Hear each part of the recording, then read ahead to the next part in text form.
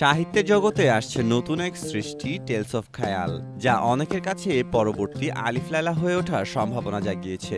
এই বইটি ইসলামিক আধ্যাত্মিক ঐতিহ্য ও সমৃদ্ধ সংস্কৃতি দ্বারা অনুপ্রাণিত এক ফ্যান্টাসি সাইফাই জগৎ। কাহিনীটি আবর্তিত হয়েছে ইকলিল গ্রহের তৃতীয় যুগে, যেখানে এক ধূমকেতু আগমনের সঙ্গে শুরু হয় মহাপ্রলয়ের পূর্বাভাস এবং মানবজাতির প্রাচীন শত্রু মর্তান এর ফিরে আসার কথা।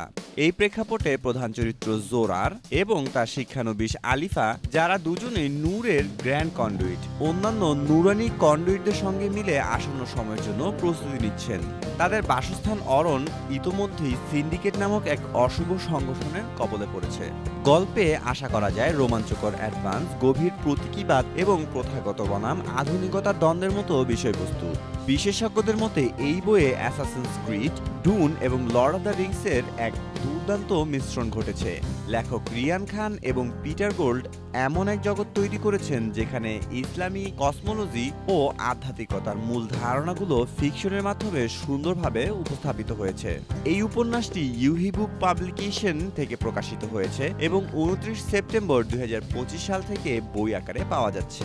এছাড়া গথিক ও মনোগ্রাহী গ্রাফিক আর্ট সমৃদ্ধ এর ডিজিটাল কমিক সিরিজটি ওয়েবটুন এর মতো প্ল্যাটফর্মেও পাওয়া যাচ্ছে। অ্যানিমেটেড সিরিজ ও ভিডিও গেম হিসেবেও তৈরির পরিকল্পনা রয়েছে। আপনি যদি এমন এক মহাকাব্যের সন্ধান করেন যা আপনাকে প্রাচীন জ্ঞান, ভবিষ্যতের যুদ্ধ এবং হৃদয়ের আধ্যাত্মিক সংগ্রাম নিয়ে ভাবায়, তবে টেলস অফ খায়াল আপনার জন্য আবশ্যক। মেহেদী মাসুদ, জনকণ্ঠ।